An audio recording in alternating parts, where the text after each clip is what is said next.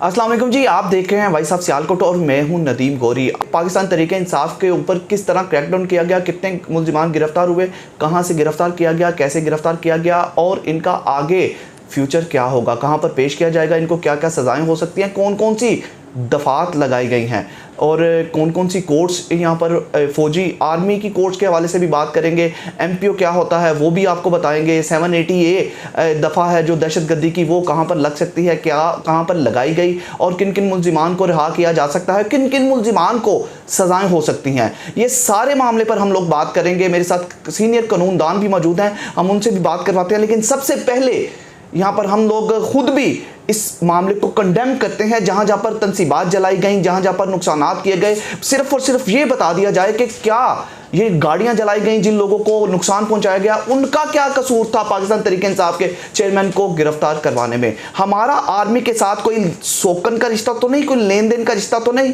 हमें वो प्रोटेक्ट करते हैं, हम लोग उनका ऑनर करते हैं, हमारे सिरों का ताज हैं, हमारे माथे का झूमर हैं। हमारी पाकिस्तान आर्मी, पाक फौज जिंदाबाद के नारे लगाते हम लोग नहीं थकते, तो फिर हमारा उनके साथ कोई मुखालफत तो नहीं। हमें तो उनसे मोहब्बत करनी चाहिए। हमारी फौज ऐसे ही बढ़ चढ़ कर हमारी हिफाजत करती रहे, मुल्क की हिफाजत करती रहे, उनकी तनसीबात की तरफ जाने का तो सवाल ही पैदा नहीं था होता। तो ये तो हम लोग कंडेम करेंगे, ऐसा नहीं था होना चाहिए। उनके खिलाफ तो कार्रवाइयाँ की जा रही हैं जिन्होंने आर्मी की तनसीबात जलाई, लोगों को नुकसान पहुँचाया, पुलिस की वैन्स जला दी, तोड़ फोड़ की, मतलब बहुत से नुकसानात किए। लेकिन इसके साथ साथ हम लोग इस चीज़ को भी कंडेम करते हैं। सियालकोट में जिनके घरों को तोड़ फोड़ दिया गया, कोई चीज़ नहीं बची। जिनके सेक्रेटरीट को तोड़ दिया गया, कोई चीज़ नहीं बची। इन सारे मामलों पर बात करने के लिए मेरे साथ इस वक्त अदनान सफदर खोखर, साबिक सिविल जज और सीनियर कानूनदान, एडवोकेट हाई कोर्ट में। अस्सलाम वालेकुम जी, क्या हाल चाल है? आप ठीक है, खैरियत से? गिरफ्तारियों के हवाले से मैं आपको बता दूं, 450 के करीब लोगों को गिरफ्तार कर लिया गया है। किसी को MPO के तहत गिरफ्तार किया गया और किसी को 780A के, मतलब मुख्तलिफ दिफात लगाई गई हैं। ये दिफात क्या कहती हैं, क्या क्या मामला है? अदनान भाई सही बात, 780A की दफ़ा है, ये क्या है? दहशतगर्दी की दफ़ा कहलाती है। 780A जो है ना, ये बेसिकली सज़ाएँ प्रोवाइड करती है दहशतगर्दों के लिए, या ऐसी तनसीबात या ऐसी जो भी हमारे मुल्क की रियासत की तनसीबात हैं, उनकी प्रोटेक्शन। वो रियासती तनसीबात हैं, उनको नुकसान पहुंचाना बुनियादी तौर पे एक जुर्म है और उसकी डेफिनेशन जो है वो बड़ी लिमिटेड है। इसके लिए आपको समझना पड़ेगा कि जो टेररिज्म की कोर्ट है, ये एक स्पेशल कोर्ट है। इसमें ये जो चीज़ें लाई जा सकती हैं हमारे परव्यूज़ के, टेररिज्म के परव्यू में, ये ट्रायल कोर्ट ने, टेररिज्म कोर्ट ने ख़ुद देखना है कि क्या ये जो मुल्ज़मान हैं जिनको इल्ज़ाम लगा के प्रोसिक्यूशन उनके सामने पेश करेगी, क्या वो टेररिज्म के ज़ुमरे में आते हैं या अदरवाइज़ पाकिस्तान पीनल कोड का कोई लॉ वायलेट हुआ है। तो अगर टेररिज्म कोर्ट इस नतीजे पे पहुँचे कि ये मुल्ज़मान जो हैं, ये इन पे दहशतगर्दी की दफ़ा नहीं लगेगी, तो फिर ऑब्वियसली इनका ट्रायल जो है वो फिर भी होगा, लेकिन ऑर्डिनरी कोर्ट्स के अंदर उनका ट्रायल पे लग जाती है, ये मेंशन हो जाती है कि वाकई इस पे दहशतगर्दी की दफ़ात शामिल करनी चाहिए। उसमें सज़ा क्या मतलब? देखिए, सज़ा तो 780A में सज़ाए मौत भी है। अब तो ये डिपेंड करेगा कि किस हद तक कित नुकसान किया गया है, कौन सा लॉ किस हद तक वायलेट किया गया। अब फ़र्ज़ करें एक शख्स जो है वो सिर्फ़ और सिर्फ जलाओ घराओ में शामिल नहीं था, वो यहाँ वहाँ पर मौजूद था, उसकी सज़ा तो ऑब्वियसली डिफरेंट होनी चाहिए, उसको तो डिफ्रेंशिएट हमें करना चाहिए। एक शख्स जो है वहाँ पर इंस्टिगेट कर रहा था, तो उसको जो है वो उसकी सज़ा मुतय्यन है, लॉ में अबैटमेंट के सेक्शंस मौजूद हैं, सेक्शन 108 से लेकर 120 PPC तक। तो हमने हर एक शख्स को ट्रायल के ज़रिए देखना है कि क्या उस शख्स का जुर्म, जो प्रोसिक्यूशन उस पर इल्ज़ाम लगा रही है या पुलिस उस पर इल्ज़ाम लगा रही है, क्या वो जुर्म साबित होता है। 450 के करीब लोगों को सियालकोट से गिरफ्तार किया गया है, तो इनका क्या होगा? मतलब इनको हर बंदे को एक एक अपना अपना वकील वहाँ पे पेश करना पड़ेगा दहशतगर्दी कोर्ट में? देखिए, वकील पेश करना ये आपका मुल्ज़म का बुनियादी हक़ है, ठीक है। वो करना चाहे वकील पेश, तो वकील पेश होना चाहिए। वो वकील पेश ना करना चाहे, मुकदमे को ख़ुद कंटेस्ट करना चाहे, तो उसको भी जो है ये इख्तियार मिला हुआ है कानून के मुताबिक कि वो ख़ुद जो है अपने मुकदमे को प्रेजेंट करे, उस पर कोई पाबंदी तो नहीं है। वकील तो हम इसलिए करते हैं कि उसके जो कानूनी हकूक़ हैं उनका तहफ़्फ़ुज़ ठीक तरीके से किया जा सके। मेरा ज़ाती ओपिनियन अगर आप मुझसे पूछना चाह रहे हैं तो वो ये है कि जैसे हम ये कह रहे हैं कि किसी की तनसीबात को नुकसान पहुँचाना गैर कानूनी है, इसी तरह बिल्कुल रियासत पे भी यही फ़र्ज़ है कि जो रियासत के बुनियादी हकूक़ मुझे आइन ने दिए हैं, किसी भी मुल्ज़म को जो बुनियादी हकूक़ दिए हैं उनका तहफ़्फ़ुज़ किया जाए। अगर फ़र्ज़ करें मुझे किसी कानून के तहत गिरफ़्तार कर लिया जाए तो मुझे 24 घंटे के अंदर अंदर अदालत में पेश कर दिया जाएगा मजिस्ट्रेट के सामने। यही क्वेश्चन मैं करना चाह रहा था कि मतलब जो 450 के करीब मुल्ज़िमान गिरफ्तार हो चुके हैं, जो इन्होंने अभी तक गिरफ्तारियां डाली हैं, अरेस्ट करने के कितनी देर के बाद इनको? मैं आपको बता, ये कॉन्स्टिट्यूशनल प्रोविजन है, इस पर कोई लॉ हो या ना हो, ये आइन में हमारा जो बुनियादी सोशल कॉन्ट्रैक्ट है स्टेट के साथ हर शहरी का, उसमें ये बुनियादी तौर पे ये बात तय है कि 24 घंटे के अंदर अंदर हम जो मुल्ज़म को जो भी गिरफ़्तार करने वाली एजेंसी होगी वो पेश करेगी मजिस्ट्रेट के पास, या इस टेररिज्म के एक्ट के अंदर दहशतगर्दी की अदालत में। मतलब ये जो MPO है ये भी डिप्टी कमिश्नर के अंडर ही है वही? जी, असल में जो ऑर्डर करने वाली अथॉरिटी है वो डिस्ट्रिक्ट जो है हमारा डिस्ट्रिक्ट DC साहब हैं। नॉर्मली अभी हमने जो ऑर्डर पढ़े हैं वो मेजॉरिटी ऑफ ऑर्डर्स जो हैं वो 30 दिन के लिए उन्होंने नज़रबंदी की है। किसी की यहाँ पे किसी को ट्रांसफ़र कर दिया किसी जेल में।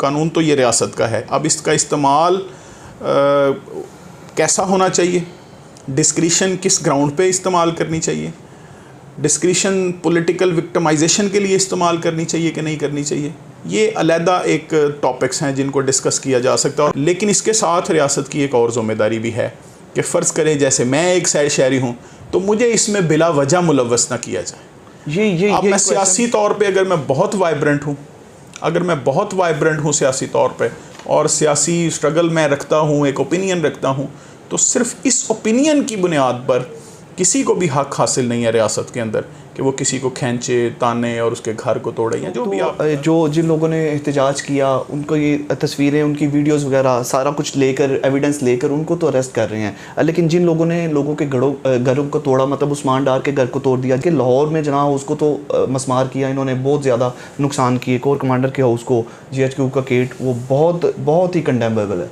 लेकिन सियालकोट के अंदर भी ऐसी हमें चौधरी इखलाक जो है पाकिस्तान तहरीक इंसाफ के, उनके घर को भी मतलब बहुत ज़्यादा नुकसान इन्होंने घरों के अंदर भी जाके किए। क्या उन लोगों पर भी मुकदमे बनने चाहिए?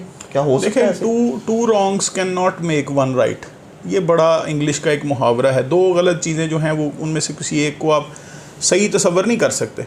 फॉर एग्ज़ाम्पल अगर मैं ये कह रहा हूँ कि जो है एक बंदा जो है वो मॉब के ज़रिए इकट्ठा हुआ और मॉब जो है उसने जाके जिना हाउस पे या कोर कमांडर हाउस पे अटैक कर दिया, उस तनसीबात को तबाह किया, वहाँ एक हाई सिक्योरिटी जोन भी है, वहाँ पर एक फैमिली भी रिज़ाइड कर रही थी, वो एक तकद्दुस वाली जगह भी है हम सब के लिए। अगर वो एक बंदा वायलेट करके अंदर किसी के घर में घुस जाता है, तोड़ फोड़ करता है, वहाँ से चीज़ें उठा लेता है, खौफ व हरास पैदा करने की कोशिश करता है, या अपना कोई भी पॉलिटिकल गुस्सा जो है वो सियासी अपना गुस्सा जो है वो बुनियादी तौर पर निकालता है, तो ये कानून की वायलेशन तो है। अब इसके मुकाबले में अगर फ़र्ज़ करें आप किसी और ऐसे शख्स के घर में जाके तोड़ फोड़ कर दें जो वहाँ पर मौजूद नहीं था, तो ये तो जस्टिफाइबल नहीं है। इन दोनों सूरतों को मैं जस्टिफाई नहीं कर सकता, और कोई भी जो कानून की बात करेगा उन दोनों सूरतों को जस्टिफाई नहीं कर सकता। और एज ए क्लेमेंट उनका क्लेम जो है वो फौजदारी अदालत में किसी का घर तोड़ना जो है मिसचिफ, this is an offence in PPC, उनका क्लेम जो है वो उनकी दरख्वास्त इंटरटेन भी होनी चाहिए, उस पर भी FIR होनी चाहिए, उस पर भी इन्वेस्टिगेशन होनी चाहिए कि किसने किया, क्यों किया। अब कहाँ तक वो इन्वेस्टिगेटिंग अथॉरिटी उसको ट्रेस आउट कर लेती है, ये एक अलहदा से एक बात होगी और थोड़ा मुश्किल चीज़ होगी। अच्छा, साथ ये बता दें कि लोग यहाँ पर काफ़ी बड़ी तादाद में ऐसे लोग हैं जो कि ववेला करते नज़र आ रहे हैं। हमसे भी रब्ता किया जाता है कि कसूरवार हमारा छोटा बेटा था तो बड़े को उठा के ले गए, छोटा भाग गया, बड़ा पकड़ा गया। मतलब कसूरवार बेटा था, बेटा नहीं मिला, बाप को पकड़ के ले गए। क्रिमिनल लॉ बड़ा क्लियर है, लाइबिलिटी शिफ्ट नहीं हो सकती। मेरी लाइबिलिटी क्रिमिनल लॉ में मेरी ही रहेगी, ये सिविल लाइबिलिटी नहीं है। ये मैंने अगर जुर्म किया तो इसका सिर्फ ज़िम्मेदार मैं हूँ। आप किस तरह से ज़िम्मेदार बन सकते हैं अगर आप भाई हैं किसी के और आपके किसी बड़े भाई ने या छोटे भाई ने ऑफेंस कमिट किया है, तो अगर आप उसको हार्बर करते हैं, अगर आप उसको पनाह देते हैं या उसको असिस्ट करते हैं, तो ये आप भी जुर्म कमिट कर रहे हैं। तो अगर आप जुर्म कमिट कर रहे हैं तो फिर आपको भी बेजा जो है वो हब से बेजा में नहीं रखा जा सकता। आप पर भी FIR देनी चाहिए कि ये इन्होंने ये असिस्टेंस की है। FIR के अंदर वो असिस्टेंस लिखने और रियासत के इदारों की मदद करना ये कोई कानूनी पाबंदी नहीं है, आप पर कानूनी पाबंदी नहीं है, लेकिन इखलाकी पाबंदी ये सब पर होनी चाहिए। मिलिट्री कोर्ट्स का भी सुना है कि वहाँ पर ट्रायल करने जा रहे हैं। जैसे हमारी मैजिस्ट्रियल कोर्ट्स हैं, इनको हम जो है वो जनरल कैटेगरी की कोर्ट्स समझते हैं। ये हमारी कोर्ट्स जो हैं वो CRPC ने क्रिएट की हैं।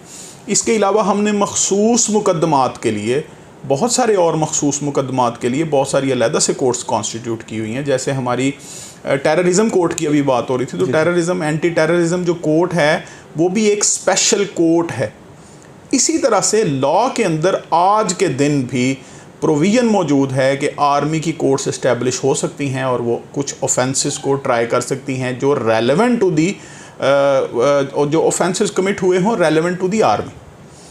अब अगला सवाल जो आप करना चाह रहे हैं वो ये आप करना चाह रहे हैं कि क्या इनको आम लोगों को मिलिट्री कोर्ट में ट्राई करना चाहिए। जी। कानून मौजूद है, लेकिन मेरी ज़ाती राय में प्रोसिक्यूशन करनी चाहिए और वो आम सिविल अदालतों के अंदर करनी चाहिए। उससे ये तासुर नहीं जाएगा कि किसी इदारे ने बेजा इंटरफेरेंस की, और जितने भी राइट्स हैं वो मुल्ज़मान को मिलेंगे।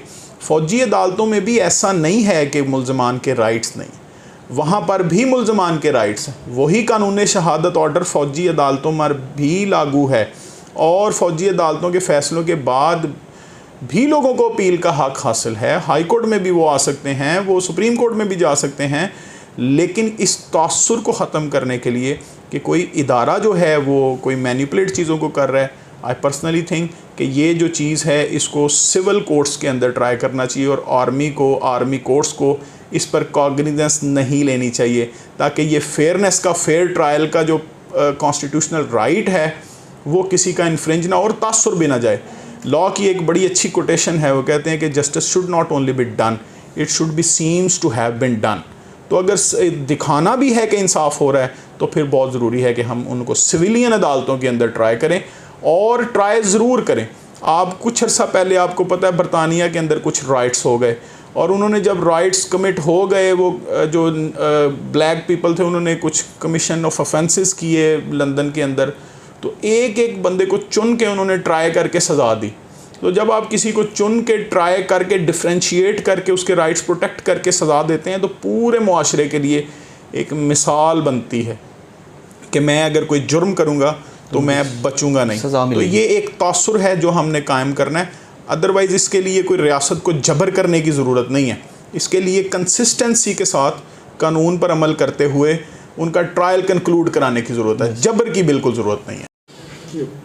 अच्छा सर, बहुत से 450 के करीब लोग गिरफ्तार हो गए हैं, गरीब लोग भी हैं, आम लोग भी हैं, मतलब वो मुतवसत तबका जो सुबह कमाता है और शाम को खाता है, वो लोग वकील करने के भी काबिल नहीं है कि हम वकील करें ताकि हम अपने बच्चे को रिलीज़ कर सकें, करवा सकें। इसके साथ ही जो बड़े बड़े रहनुमा थे, अमीर लोग थे, वो तो रूपोश हो गए, वो सर्वाइव भी कर सकते हैं, कोई मुल्क से बाहर चला गया। लेकिन इन गरीब लोगों के लिए अगर वकील नहीं कर सकते तो फिर क्या कोई है यहाँ पर ऑप्शन कि उनको वकील मिल सके?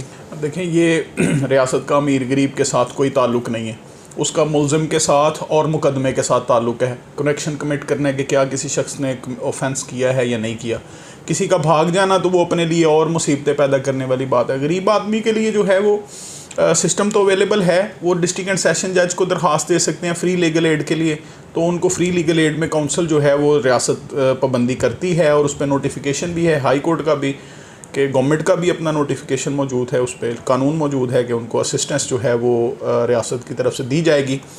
वकील जो है वो बेसिकली उसका राइट है, मैंने पहले भी कहा राइट है, तो उसके इस राइट को रियासतें इन्फोर्स करती हैं। कि ये जो लोग फजूल में पकड़ लिए गए हैं, छोटे को पकड़ने आए थे, बड़े को पकड़ लिया, वालिद को पकड़ लिया, कुछ ना कुछ छोटा भाग गया, तो वो लोग क्या अदालत के सामने कमिट करेंगे कि हमारा कोई कसूर नहीं, छोटा भाई तो होगा लेकिन हमारे खिलाफ इनके पास एविडेंस भी कोई नहीं, हमें फजूल में गिरफ्तार कर लिया, तो क्या अदालत उनको रिलीजिंग आर्डर उसी वक्त कर देगी?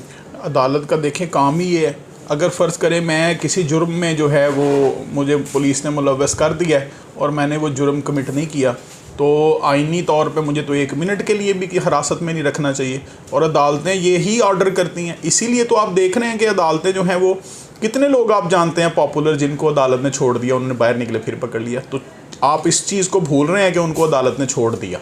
यस अदालत ने छोड़ दिया मतलब उनके खिलाफ कोई एविडेंस नहीं होगी, या उनका जो डिटेंशन है या उनकी जो कस्टडी है वो लीगल नहीं होगी, ठीक है, तो अदालत ने उनको छोड़ दिया। तो अदालतें तो ये छोड़ा छोड़ी तो लगी रहती है अदालतों में। जी। इसी के साथ ये पकड़ा दकड़ी भी हमारा जो है वो अनफॉर्चुनेटली ये हमारा कस्टम बन चुका है। हमारे पास सिस्टम को चलाने के लिए दानिस्त नहीं है, हम उसको ठीक से समझ नहीं पा रहे कि हमें क्या करना चाहिए। बुनियादी नुक्ता, मैं आखिर में शायद आपके इंटरव्यू का आखिरी हो, बुनियादी नुक्ता सिर्फ इतना है कि रियासत को अपने लॉज को वायलेट नहीं करना चाहिए। रियासत के पास मशीनरी है, इख्तियारात हैं, मुलज़िम को पकड़ें, मुलज़िम को ट्रेस करें, अगर कोई मुलज़िम को हार्बर कर रहा है उस पर भी FIR दें और उसको अदालत के सामने पेश करें। ऐसा बिल्कुल जस्टिफाइड नहीं है कि किसी को आप गिरफ़्तार करके तो कहीं पर ऐसी जगह रख लें जहाँ पर उसके हकूक़ की जो है वो प्रोटेक्शन ना हो रही हो। ये आइन की वायलेशन है। Article 10 is very much clear कि इलीगल डिटेंशन नहीं हो सकती। बहुत शुक्रिया, आपने बड़ा टाइम दिया और बड़ी ही दिलचस्प मालूमात हमने आप तक पहुंचाई, और कानूनी राय जो भी थी इस पूरे मामले के हवाले से, कौन क्यों कैसे और कहां से गिरफ्तार हो गया, क्या उसका जुर्म है या नहीं है, ये तो आगे अदालतें ही तय करेंगी। लेकिन जितना कानून हम लीगली बता सकते थे हमने सारी इन्फॉर्मेशन आपको दी। तो इस इन्फॉर्मेशन के हवाले से हम सबसे पहले तो शुक्रिया अदा करेंगे अदनान सफदर खोखर साहब का, जिन्होंने इतना टाइम दिया और इतनी ज़्यादा ज़बरदस्त किस्म की इन्फॉर्मेशन आप तक पहुंची। तो फ़िलहाल इस स्टोरी से अपने भाई नदीम गौरी को इजाज़त दीजिए। अपना बहुत सा ख्याल रखिएगा और हमें दुआओं में याद रखिएगा। अल्लाह हाफिज़। पाकिस्तान जिंदाबाद।